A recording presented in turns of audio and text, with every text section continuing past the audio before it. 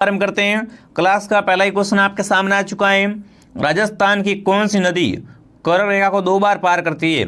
इनमें से बताना है दोस्तों, कर्क रेखा को 2 बार पार करने वाली नदी कौन सी है? चंबल, बनास, माई या लोणी? तो देखो दोस्तों, माई नदी है ना, इसे क्या बोलते हैं? इसे वागड़ और कांटल की गंगा बोलते हैं, ठीक है ना। बिल्कुल, तो ये क्या करती है दोस्तों? राजस्थान में कर्क रेखा को 2 बार पार करती है। सी ऑप्शन आपका सही है, ठीक है ना। जो भी यहाँ पर सी कमेंट कर रहा है बहुत बढ़िया। आगे बढ़ते हैं। आंकल काष्ठ जीवाश्म पार्क है, ये राजस्थान के कौन से जिले में है? फटाफट कमेंट कर विद्यार्थियों। आंकलवुड फॉसिल पार्क है ना, ये कहाँ पर है आपका? बीकानेर में, अजमेर में, जोधपुर में या जैसलमेर में? तो बिल्कुल आपका आंकल काष्ठ जीवाश्म पार्क है, ये आपका जैसलमेर जिले में है। जो भी ऑप्शन डी सही कर रहा है, डी ऑप्शन आपका करेक्ट है। आगे बढ़ते हैं। अगला सवाल क्या पूछा है? आना सागर झील का निर्माण किसके द्वारा करवाया गया? अनाजी चौहान द्वारा, पृथ्वीराज चौहान द्वारा, शाहजहां जहांगीर द्वारा? पहली बात आना सागर झील की। आना सागर झील आपकी अजमेर में है साथियों, ठीक है। इसका निर्माण पूछे किसने करवाया था? तो आनाजी चौहान ने। जो भी ऑप्शन ए सही कर रहा है राइट है, ठीक है ना। ए बताने वाले सभी विद्यार्थी राइट हैं। आगे बढ़ते हैं। इनमें से कौन सा सही है? इनमें से बताना है सही कौन सा है। एक तरफ मृदा के प्रकार हैं और एक तरफ जिले हैं कि कौन सा जिले में कौन सी मिट्टी पाई जाती है। तो देखो, इसमें सी ऑप्शन सही है, ठीक है ना। इन सेपिस सॉल्स मिट्टी ये कहाँ पाई जाती है? पाली और भीलवाड़ा जिले में। ये बिल्कुल आपका सही है, बाकी सब गलत है। सही कौन सा उसकी आपको पहचान करनी है, ठीक है ना। तो सी ऑप्शन करेक्ट है आपका। अगर आप भी सी बता रहे हो बहुत बढ़िया। अगला सवाल पूछा है दोस्तों, राजस्थान के निम्नलिखित में से किस जिले में काजरी का मुख्यालय है? काजरी आफरी दोनों में से कुछ भी पूछ ले आपसे तो बताना है कि इसका मुख्यालय कहाँ पर है। जोधपुर में, नागौर में, बीकानेर में या श्रीगंगानगर में? तो देखो, काजरी का मुख्यालय ये आपका जोधपुर में, ठीक है ना। चाहे आफरी का पूछे तो भी जोधपुर रहेगा, काजरी पूछे तो भी आपका जोधपुर रहेगा। जो भी पूछे आपसे, आपको जोधपुर ऑप्शन को सही करना है। ए ऑप्शन आपका राइट है। अगला सवाल पूछा है दोस्तों, निम्नलिखित में से कौन सा वन क्षेत्र उड़न गैलरी के लिए प्रसिद्ध है? माउंट आबू, ताल छापर, कैला देवी या सीता माता? तो देखो, उड़न गैलरी कहाँ देखी जा सकती है दोस्तों? वो है सीता माता में। जो भी ऑप्शन डी सही कर रहा है राइट है। जो भी यहाँ पर डी कमेंट कर रहा है सही रहेगा, ठीक है। अगला सवाल पूछा है दोस्तों, राजस्थान में झूम खेती को किस रूप में जानते हैं? झूम खेती को दोस्तों किस रूप में जानते हैं? मिगोटा के नाम से, लोहा के नाम से, वालरा के नाम से या दोस्तों नियार के नाम से? तो बिल्कुल झूम खेती को दोस्तों राजस्थान में ना वालरा कृषि के नाम से जानते। जो भी ऑप्शन सी बता रहा है, सी ऑप्शन आपका राइट है। देख लो, हर टॉपिक से क्वेश्चन लिया गया है और सारे क्वेश्चन बड़े इंपॉर्टेंट है। अगला सवाल पूछा है दोस्तों, राष्ट्रीय बकरी अनुसंधान संस्थान कहाँ पर है? तारानगर में, अविकानगर में, गंगानगर में या राजनगर राजसमंद में? बताओ भाई, राष्ट्रीय बकरी अनुसंधान संस्थान कहाँ पर है विद्यार्थियों? फटाफट कमेंट करेंगे। तो बिल्कुल ये आपका अविकानगर टोंक में, ठीक है। अविकानगर कहाँ पर है? टोंक में। यहाँ पर क्या है दोस्तों? राष्ट्रीय बकरी अनुसंधान संस्थान है। अगला सवाल पूछा है, जावर की खान उदयपुर किस खनिज के लिए विख्यात है? बताओ भाई, जावर की खान है, यहाँ से क्या निकलता है, ठीक है ना। ये किस खनिज के लिए विख्यात है आपको बताना है। चांदी के लिए विख्यात हैं, शीशे व जस्ते के लिए, मैग्नीज के लिए, यूरेनियम के लिए? तो देखो, जो जावर की खान है विद्यार्थियों, ये बिल्कुल आपके शीशे व जस्ते के लिए विख्यात है, ठीक है ना। ऑप्शन बी आपका राइट रहेगा। जो भी साथी भी कमेंट कर रहा है वेरी गुड। आगे बढ़ते, अगला सवाल क्या पूछा है, राजस्थान में पर्यटन विभाग की स्थापना हुई? कमेंट करेंगे विद्यार्थियों, राजस्थान में ना पर्यटन विभाग की स्थापना किस वर्ष हुई थी?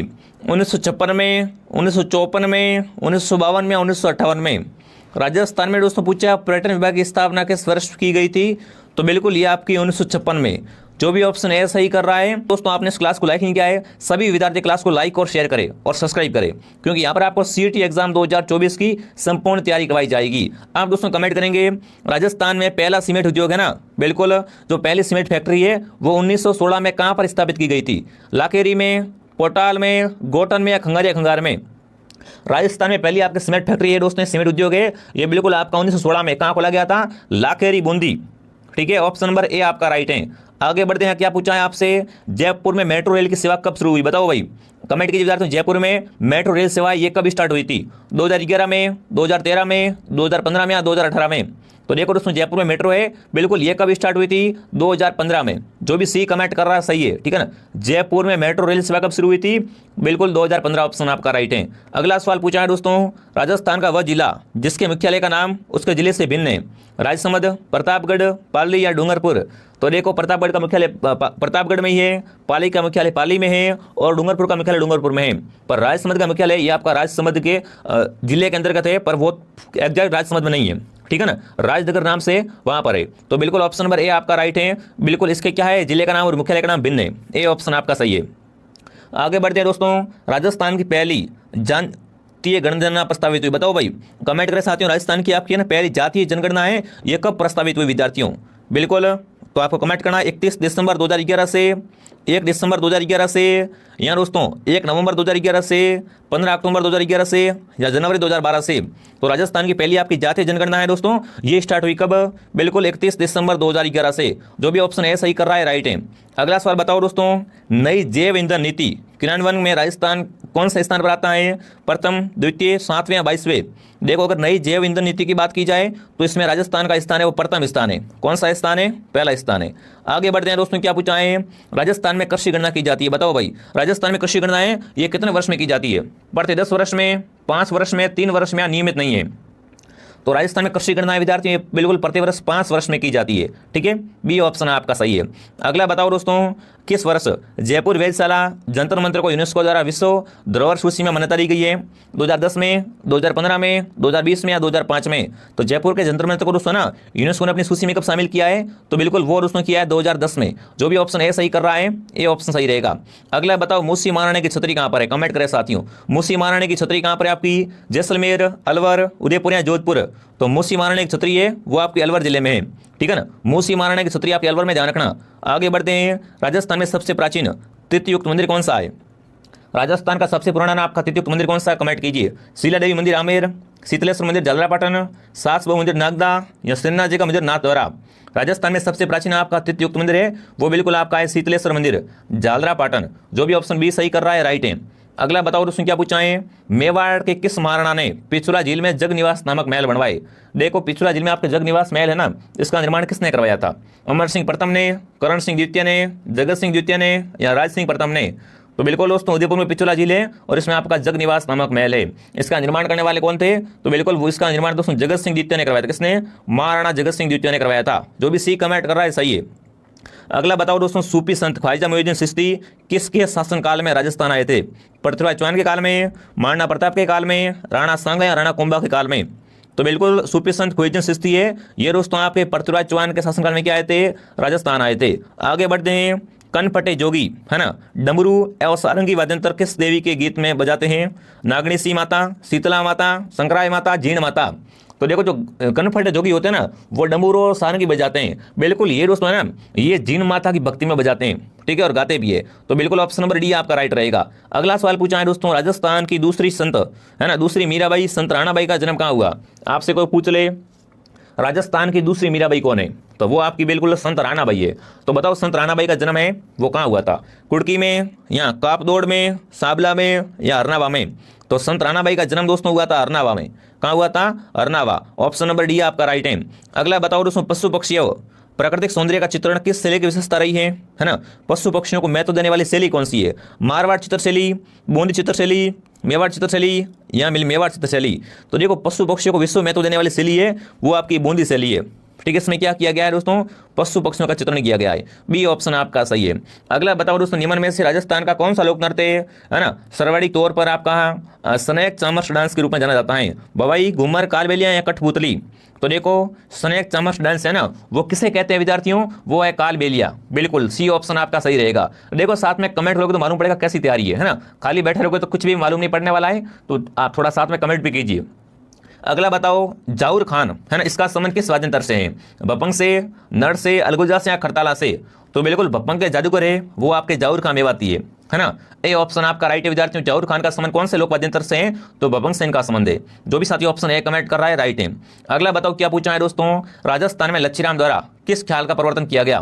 लच्छीराम पूछे आपसे, लच्छीराम किस ख्याल के प्रवर्तक है विद्यार्थियों? शेखावटी ख्याल के, जयपुरी ख्याल के, कुचामनी ख्याल के या तुराकलंगी ख्याल के? तो देखो लच्छीराम है वो कुचामनी ख्याल के प्रवर्तक में से एक है, ठीक है ना। बिल्कुल लच्छीराम ने क्या किया था दोस्तों? कुचामनी ख्याल का प्रवर्तन किया था। जो भी साथी सी कमेंट कर रहा है, सी बता रहा है, सी ऑप्शन सही रहेगा।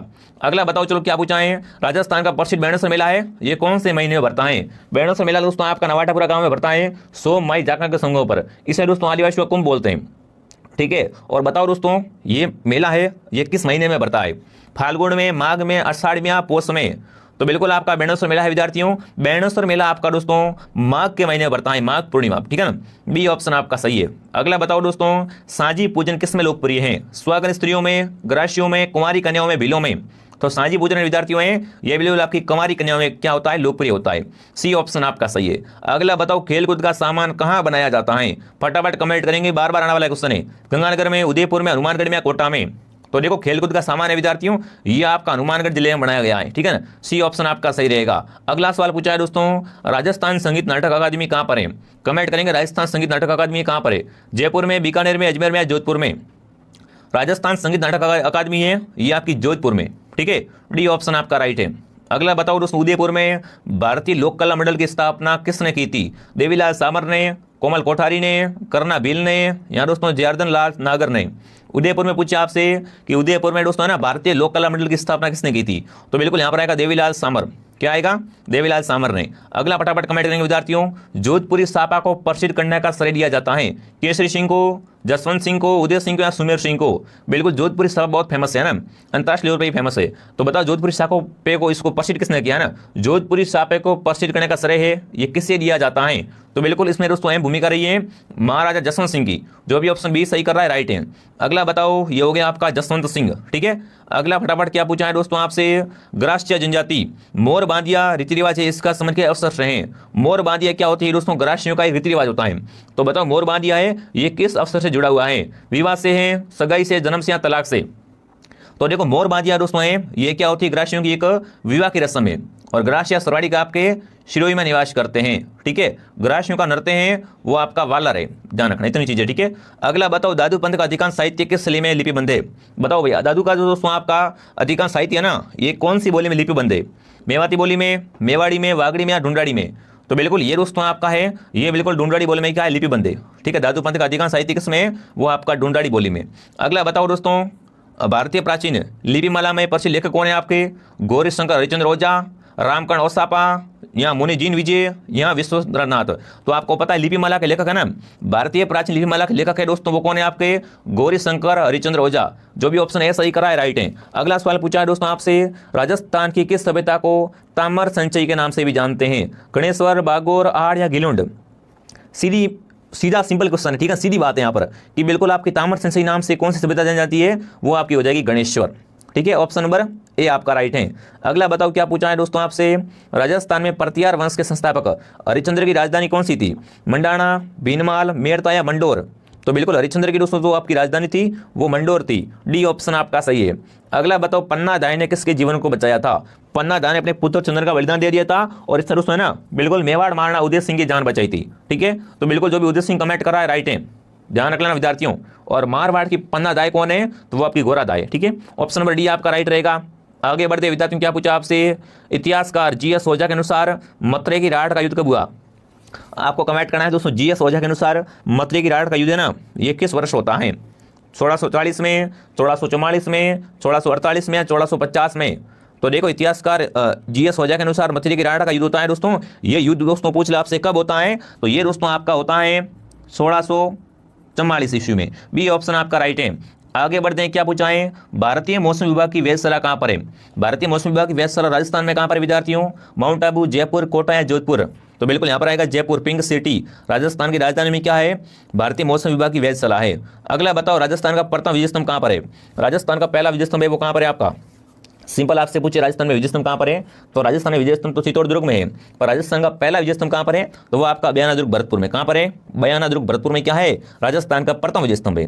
अगला सवाल पूछा है दोस्तों, 18वीं शताब्दी की क्रांति के समय कोटा का शासक कौन था? Very very important, very popular question है कि क्रांति के समय कोटा का शासक कौन था? महाराव राम सिंह द्वितीय, राम सिंह फर्स्ट, माधव सिंह द्वितीय या उमेश सिंह फर्स्ट? तो देखो क्रांति के समय कोटा के अगर दोस्तों शासकों की बात की जाए तो बिल्कुल यहाँ पर आएगा राम सिंह फर्स्ट, ठीक है ना, राम सिंह सेकंड, सॉरी, बिल्कुल महाराव राम सिंह सेकंड क्या थे दोस्तों आपके क्रांति के समय कोटा के शासक थे। ए ऑप्शन सही है। अगला बताओ, राजस्थान में किस नरसंहार को गांधी जी ने दोहरी डायर शाही की संज्ञा दी है? गांधी जी ने दोस्तों ना दोहरी डायर शाही की संज्ञा किस दी है? बेंगू, मानगढ़, नीमुचना या डाबी को? तो बिल्कुल यहाँ पर कौन सा ऑप्शन आपका सही रहेगा? नीमुचना को संज्ञा बोला है गांधी जी ने दोहरी डायर शाही कहा है, सी ऑप्शन आपका सही है। अगला बताओ, राजस्थान का एकीकरण कब पूर्ण हुआ? आपको पता है राजस्थान का एकीकरण है ये 7 चरणों में पूर्ण हुआ था। तो बताओ ये पूर्ण कब होता है? बिल्कुल दोस्तों एकीकरण पूर्ण कब हुआ? फटाफट कमेंट कीजिए। तो देखो एकीकरण दोस्तों पूर्ण हुआ 1 नवंबर को। 1 नवंबर 1956 को क्या होता है? राजस्थान अपने अस्तित्व में आता है। ठीक है, आगे बढ़ते हैं। क्या पूछा है दोस्तों आपसे? जयपुर की महारानी गायत्री देवी ने किस वर्ष पहली बार लोकसभा सदस्य बनी? देखो आपकी जो जयपुर की महारानी गायत्री देवी है ना, ये किस वर्ष में दोस्तों है ना पहली बार क्या बनी थी? लोकसभा के सदस्य बनी थी। तो बिल्कुल ये दोस्तों प्रथम बार लोकसभा सदस्य बनती है वो 1962 में। कब बनती है? 1962 में बनती है। अगला सवाल पूछा है दोस्तों, राज्यपाल की अध्यादेश शक्ति है ना भारतीय संविधान के कौन से अनुच्छेद में बताई गई है? 203 में, 103 में, 213 में या 123 में? तो राज्यपाल का अध्यादेश की शक्ति है दोस्तों ये भारत के संविधान का ना अनुच्छेद दोस्तों आपके 213 में बताई गई है, उसमें वर्णन किया गया है। सी ऑप्शन आपका सही है। अगला सवाल पूछा है दोस्तों आपसे, निम्नलिखित में से राजस्थान के कौन से मुख्यमंत्री बनने से पहले पूर्व मंत्री के पद पर नहीं रहे? इनमें से बताना है कौन है ना मुख्यमंत्री बनने से पहले मंत्री के पद पर नहीं रहे। सीधी बात है, सिंपल क्वेश्चन है, ज़्यादा इसमें कोई सोचने वाली बात है ही नहीं। ठीक है, एक तो देखो जयनारायण व्यास नहीं रहे हैं, साथ में दोस्तों अगर बात की जाए और कौन थे इनके साथ में, तो इनके साथ में दोस्तों आपके बिल्कुल भैरव सिंह शेखावत भी नहीं रहे। यहाँ पर क्या आएगा? यहाँ पर दोस्तों आएगा कौन नहीं रहे हैं आपका पूछा है ना, तो वो बिल्कुल आपके ऑप्शन नंबर बी आपका राइट है। कौन? जयनारायण व्यास एंड भैरव सिंह शेखावत। अगला सवाल पूछा है दोस्तों आपसे, राजस्थान में राजस्व मंडल की स्थापना कब हुई? 1949, 1959, 1969 या 1979? राजस्थान में दोस्तों राजस्व मंडल की स्थापना कब हुई थी? 1949 में। ध्यान रखना, ऑप्शन नंबर ए आपका राइट है। अब आप कमेंट कीजिए आपके इन 50 क्वेश्चन में से कितने क्वेश्चन सही हुए। अगर आपके 50 में से यहाँ पर 40 प्लस राइट हैं तो आपकी तैयारी क्या है दोस्तों? तो आपकी तैयारी शानदार है।